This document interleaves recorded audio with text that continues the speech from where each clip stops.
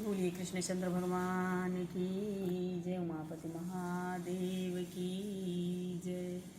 तो आगे की कथा है कपिल देव भगवान की विवाह देवहूति के साथ की। पीछे के एपिसोड में जो है, अब आगे सुनिएगा। आगे की कथा है कि एक ही घर में बहुत दिन तक तपश्चर्या की हैं, राजकन्या हैं, राजमहल में बड़ी हुई हैं। अब एक ऋषि की पत्नी हुई है, बहुत दुख सहन किया है, शरीर दुर्बल हो गया है। एक दिन करदम ऋषि की दृष्टि पड़ी कि कैसा सुंदर था शरीर, अब तो हड्डियां दिखलाई पड़ रही हैं। अरुण पड़ रही और बोले, तुम्हारी सेवा से मैं प्रसन्न हूँ। देवहूति की तरफ देख करके कहते हैं कि बहुत सुंदर थी जब आई थी, अब तो शरीर में केवल हड्डी ही हड्डी दिखाई दे रहा है। और कहते हैं कि देवहूति, हम तुम्हारी सेवा से बहुत प्रसन्न हैं। सभी जीवों को अपना शरीर बहुत प्यारा है, प्यारा लगता है, लेकिन मेरी सेवा में तुमने शरीर को बहुत घिसाया है, बहुत गलाया है, अति दुख सहन किया है, मुझे सुख दिया है। मैं तेरी सेवा से प्रसन्न हूँ। तू मांग ले, तू जो मांगेगी सो मैं तुम्हें दूंगा। वर मांगने के लिए कहते हैं देवहूति अपनी पत्नी से। करदम ऋषि देवहूति ने हाथ जोड़ करके कहा है कि आप जैसे ज्ञानी भगवत भक्तपति मुझे मिले हैं, मैं भाग्यशाली हूँ। मुझे सब कुछ मिला है। मैं रोज तुलसी जी की पूजा करती हूँ, बालकृष्ण को तुलसी के पास रख करके प्रदक्षिणा करती हूँ और मांगती हूँ कि मेरे पति का आयु बढ़े, मेरे पति देव आनंद में रहे। रोज ऐसा मांगती हूँ। मेरी तो एक ही इच्छा है कि आपकी सेवा करते करते मेरा शरीर गिरे, भगवान के धाम में पहले मैं जाऊँ, आप मेरे पीछे से आएँ, मेरा सौभाग्य खंड रहे, दूसरी कोई इच्छा मुझे नहीं है। ऐसा वर मांगती हैं करदम ऋषि के कहने पे। करदम ऋषि प्रसन्न हुए हैं। तू महान पतिव्रता है, तेरा सौभाग्य अखंड रहे। आज मेरे मन में बहुत इच्छा है कि तू कुछ मांगे, मुझे प्रसन्न करने के लिए मांग ले। मैं ऐसा समर्थ हूँ कि दूसरा जगत भी बना सकता हूँ, मुझ में ऐसी शक्ति है। कहते हैं करदम ऋषि देवहूति से कि तुम्हारे लिए दूसरी सृष्टि की रचना भी मैं कर सकता हूँ। तुम कुछ आज मुझसे मांग लो, क्योंकि मैं आज बहुत प्रसन्न हूँ। मेरे खुशी के लिए मांग लो, मैं बहुत प्रसन्न हूँ। उनको पता है कि वो क्या कह रहे हैं, क्या मांग रहे हैं करदम ऋषि, पर कहलवाना चाहते हैं देवहूति से। आगे की कथा है, करदम ऋषि ने बहुत आग्रह किया है। देवहूति ने मांगा है कि इच्छा हो तो मेरे मन में थोड़ी भावना है कि एक बालक का जन्म होना चाहिए। करदम ऋषि समझ गए कि मैं तुम्हें दिव्य स्वरूप दूंगा। भोग के पीछे रोग खड़ा है, मैं तुम्हें ऐसा सुंदर स्वरूप दूंगा कि जिसको कभी रोग न हो, यौवन कायम रहे, कभी वृद्धावस्था न आए, ऐसा दिव्य स्वरूप मैं तुम्हें दूंगा। आओ सरस्वती गंगा में स्नान करके आओ। कहते हैं कि जाओ सरस्वती गंगा में स्नान करो, क्योंकि पुत्र मांगी हैं वो। और इसीलिए करदम ऋषि ने देवताओं के कहने पर विवाह भी किया है। देवहूति सरस्वती गंगा में स्नान करने के लिए जाती हैं। करदम ऋषि ने हाथ में जल लिया है और 100 वर्षों की तपश्चर्या कृष्ण को अर्पण करके अनेक दासियां निकलती हैं, देवहूति का वंदन करती हैं, हम आपकी दासी हैं। जब वो सरस्वती नदी में स्नान करके आती हैं तो करदम ऋषि ने ऐसा जगत बनाया है, बहुत सुंदर जगत बनाया है उन्होंने। देवहूति को मांगलिक स्नान कराती हैं, स्नान कराने से काया बदलती है, अति सुंदर स्वरूप की प्राप्ति हुई है।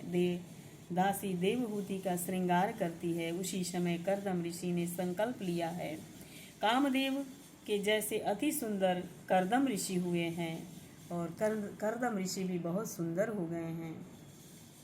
कामदेव के जैसे अति सुंदर करदम ऋषि हुए हैं। एक विमान बनाया है, जिस विमान में देवहूति के साथ करदम ऋषि विराजमान होते हैं, विहार करते हैं। इस अध्याय में श्रृंगार का वर्णन बहुत किया गया है। संतों की ऐसी आज्ञा है कि वक्ता कभी श्रृंगार की कथा न करे। मतलब बहुत सी उन्होंने ऐसा जगत बनाया है, ऐसा सुंदर व्यवस्था की है, बहुत सुंदर व्यवस्था की है। जब संतान की मांग की है देवहूति ने, तो दक्षिण भारत में समर्थ गुरु रामदास स्वामी हुए हैं। श्री समर्थ सदगुरु रामदास स्वामी ने दासबोध ग्रंथ लिखा है। दासबोध ग्रंथ में एक अध्याय दिया है कि कथा कैसी करनी है। कथा पैसा कमाने की साधन नहीं है, कथा मनोरंजन के लिए नहीं है, कथा बिगड़े हुए मन को सुधारने के लिए है। दक्षिण भारत के गुरु रामदास स्वामी और श्री समर्थ सदगुरु रामदास स्वामी ने इस दासबोध ग्रंथ में ऐसा लिखा है। श्रृंगार का बहुत वर्णन करने से मन बिगड़ जाता है। कथा तो बिगड़े हुए मन को शुद्ध करने के लिए ही है। इसीलिए वक्ता को कथा में श्रृंगार का वर्णन बहुत नहीं करना चाहिए। भाषा में सभी रसों का वर्णन किया जाता है। कथा में बहुत विवेक से कथा कहनी चाहिए। श्रृंगार भी रस है, इसलिए उसका वर्णन महर्षि व्यास करते हैं। महर्षि व्यास श्रृंगार भाषा में कथा भले ही करें, संतों की आज्ञा है कि वक्ता श्रृंगार की कथा छोड़ दे।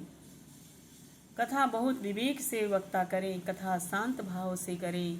कथा ऐसी कहो कि कथा सुनने के बाद संसार के लौकिक सुखों में अरुचि हो और प्रभु में प्रेम हो, ऐसा कहते हैं आचार्य।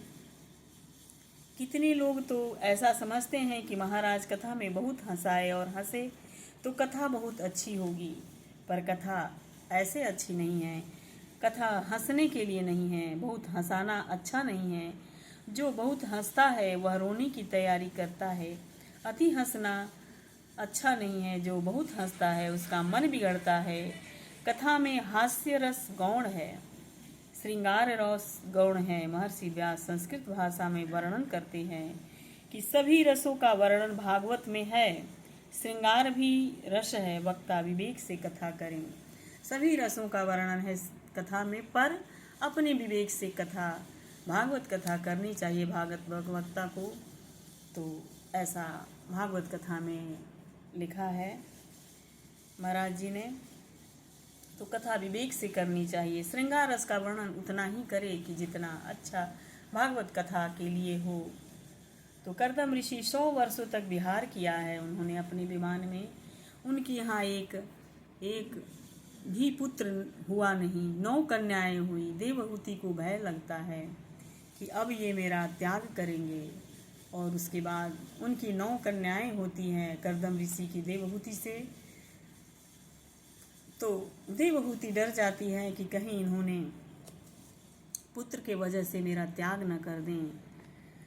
तो अब वे ये संन्यास लेने वाले हैं, ऐसा सोचने लगती हैं। तो देवहूति ने कहती हैं कि आपके संन्यास में मैं विघ्न नहीं करूँगी, आपका कल्याण ही मेरा भी कल्याण है। आप थोड़ी बात मेरी सुने। कभी कभी वैराग्य का आवेश आ जाता है। आवेश में कर्दम ऋषि ने कहा है कि आज तक तेरी बातें मैंने बहुत सुनी हैं, अब तेरी बात सुनना नहीं है। मैं तेरे पिता को कहा था कि मैं संन्यास लूँगा। शादी के पहले कर्दम ऋषि ने कहा कि शादी के बाद मैं एक पुत्र जन्म ले लेगा, उसके बाद मैं संन्यास लूँगा। तो आप सोच लीजिए, विचार लीजिए कि आपकी पुत्री की शादी करनी है या नहीं। मनु महाराज भी देवहूति से पूछते हैं। देवहूति ने स्वीकारा है कि मैं शादी करूँगी। तो वहाँ ये याद दिला रहे हैं कर्दम ऋषि। देवहूति ने कहा है कि आप ऐसा बोलते हैं, ऐसा बोले थे कि एक सपुत्र होने के बाद मैं संन्यास लूँगा। तो देवहूति भी कहती हैं आपका कहना था कि एक सपुत्र हो जाएगा तब मैं संन्यास लूँगा, अभी तो कन्याएं हुई हैं। ये तो 9 कन्याएं हुई हैं, अभी पुत्र हुआ ही नहीं। पुत्र होना ही चाहिए, ऐसा मेरा दुराग्रह नहीं है। पुत्र हो कि न हो, 9 कन्याओं का तो लगन करो, फिर संन्यास लो। और कहती हैं कि बाई दफ़े अगर पुत्र हो या न हो, पर 9 कन्याओं का लगन तो करना है। लगन तो करो, उसके बाद संन्यास की सोचो। तो आप संन्यास लोगे तो इन कन्याओं का लगन कौन करेगा? आपकी प्रतिज्ञा तो ऐसी थी कि एक पुत्र होने के बाद मैं संन्यास लूँगा। पुत्र हो या न हो, इन कन्याओं का लगन करना है और फिर तब आप संन्यास ग्रहण करो। कर्दम ऋषि विचार करते हैं कि मुझे भगवान ने कहा था कि तेरे घर मैं पुत्र के रूप में जन्म लूँगा। एक बार भगवान तपस्या कर रहे थे, कर्दम ऋषि ने तो उनको ऐसा वरदान दिया था कि मांगे थे वरदान कर्दम ऋषि, तो भगवान कहे थे कि तेरे घर में मैं पुत्र के रूप में जन्म लूँगा, अवतार धारण करूँगा। फिर अभी भगवान क्यों नहीं आते? वो विचार करते हैं, मन में सोचते हैं कर्दम ऋषि। कर्दम ऋषि समझ गए हैं कि मैंने तपश्चर्या छोड़ दी है, मैं अति विलासी हो गया। अति विलासी होने से लोगों से तो भगवान भी दूर हो जाते हैं। विलासी लोगों से, अति विलासी लोगों का संग मन को बिगाड़ता है। विलासी लोगों के संग में मन को पवित्र रखना बड़ा कठिन है। विलासी लोगों का संग वासना को बढ़ाता है। मेरा यह विलासी जीवन अब भगवान को अच्छा नहीं लगता है। अब उनके मन में तरह तरह की शंका उत्पन्न होने लगती है। मेरा यह विलासी जीवन भगवान को अच्छा नहीं लगता है, ये जीवन अच्छा नहीं है। कर्दम ऋषि ने देवहूति से कहा है कि मुझे विलासी जीवन से घृणा हो गई है। देवहूति ने कहा, आपको जिससे घृणा है उससे मुझे भी घृणा है। ये विलासी जीवन अच्छा ही नहीं है, सादा जीवन ही अच्छा है। विलासी जीवन की समाप्ति हो गई, पवित्र जीवन का आरंभ हो गया। दोनों पति पत्नी दिन भर ध्यान करते हैं, जप करते हैं। अतिशय भूख लगती है तो पति पत्नी एक बार फल खाते हैं। अनेक वर्षों तक तपश्चर्या की है। देवहूति के पेट में गर्भ रहा है। देवहूति के मुख पर तेज दिखता है। 9 मास परिपूर्ण हुए हैं। आज संतों को आनंद हुआ है और तपस्या के साथ ही देवहूति का 9 मास पूर्ण हुए हैं। आप कभी कुंभ मेले में गए हैं होंगे तो प्रयागराज में कुंभ होता है, हरिद्वार में कुंभ मेला लगता है। लाखों साधु संत आते हैं, नागा संत भी आते हैं। निरंजनी अखाड़ा, निर्वाणी अखाड़ा, एक एक अखाड़े में हजार हजार साधु होते हैं। संतों के अखाड़े में कपिल महामुनि की पूजा होती है। सभी विरक्त साधु सन्यासी महात्मा कपिल मुनि को गुरुदेव मानते हैं। हमारे गुरुदेव आने वाले हैं, ऐसा मानते हैं। आज संतों को अतिशय आनंद होता है कि हमारे गुरुदेव आने वाले हैं। परम पवित्र कार्तिक मास कृष्ण पक्ष पंचमी तिथि बुधवार मध्याह्न काल में कपिल भगवान नारायण का प्रागट्य हुआ है। कपिल महामुनि का दर्शन करने के लिए ब्रह्मादिक देव आए हैं।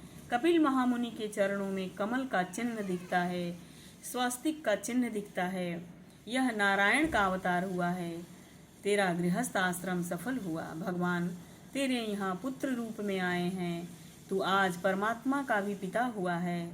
यह बालक माँ का उद्धार करेगा। अब तुम्हें संन्यास लेने की इच्छा हो तो संन्यास ले सकते हो। संतों की ऐसी वाणी सुनकर कर्दम ऋषि ने कहा है कि संन्यास लेने की इच्छा तो है, किंतु इन 9 कन्याओं का लगन करने की बहुत चिंता है, क्योंकि उससे पहले उनकी 9 कन्याएं थीं। अरे तेरा घर में भगवान आए हैं, तेरी सभी चिंता भगवान को है।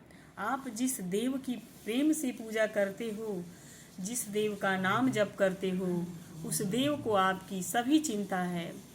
ब्रह्मा जी जब आए थे तब ब्रह्मा जी के साथ में 9 ऋषि भी आए थे।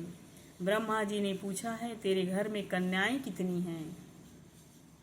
कर्दम ऋषि से ऐसा पूछे थे, महाराज मेरे घर में 9 कन्याएं हैं।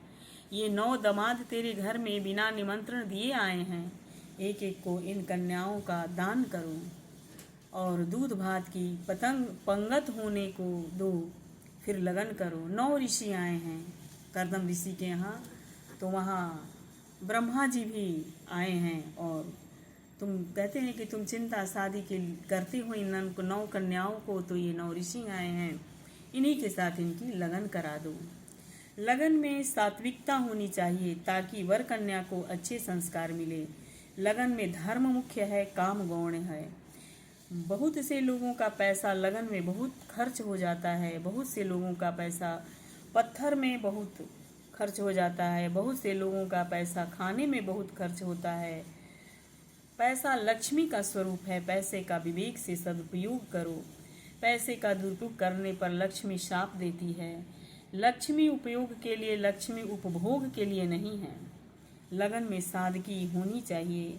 लगन में अत्यधिक पैसे की खर्च नहीं करनी चाहिए। पर आजकल की तो पैसा पानी के जैसे बहाया जा रहा है। भले वो न हो, कर्ज लेकर के भी लोग विवाह में पैसा खर्च करते हैं।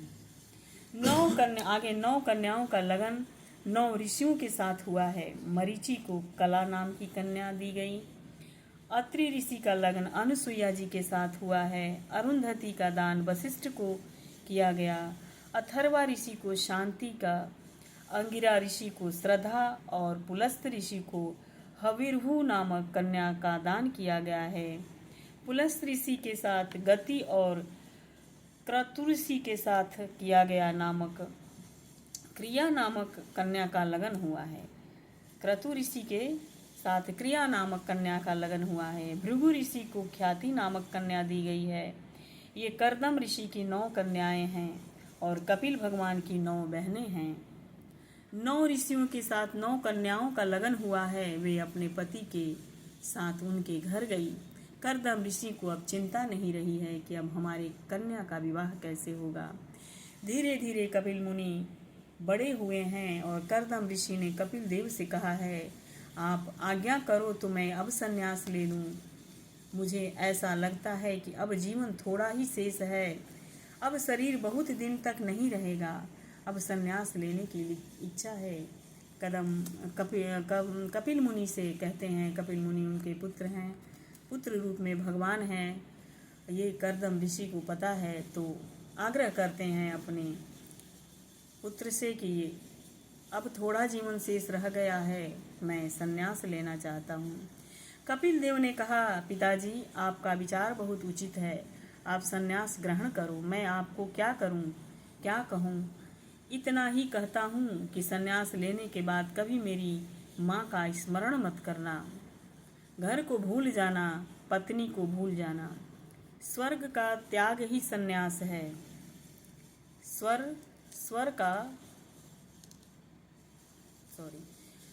सर्व का त्याग यानी सभी चीज का त्याग ही संन्यास है। संन्यास की विधि जब होती है तब बोलना पड़ता है कि परमात्मा के लिए मैं सर्व सुख का त्याग करता हूँ। सन्यासी की विधि बराबर हो तो विधि देखने वाले को भी वैराग्य हो जाती है। विधि ऐसी होती है सन्यास जो लेता है उनका कि जो देखता है उसको भी मन में वैराग्य आ जाता है। ऐसी विधि होती है यहाँ तक कि पत्नी को भी याद नहीं करना होता है। जिस दिन सन्यास लेना होता है उस दिन 108 बार गंगा जी में स्नान करना पड़ता है। अंतिम स्नान करके तो लंगोटी जनेऊ गंगा जी में छोड़ करके नग्न बाहर आना पड़ता है।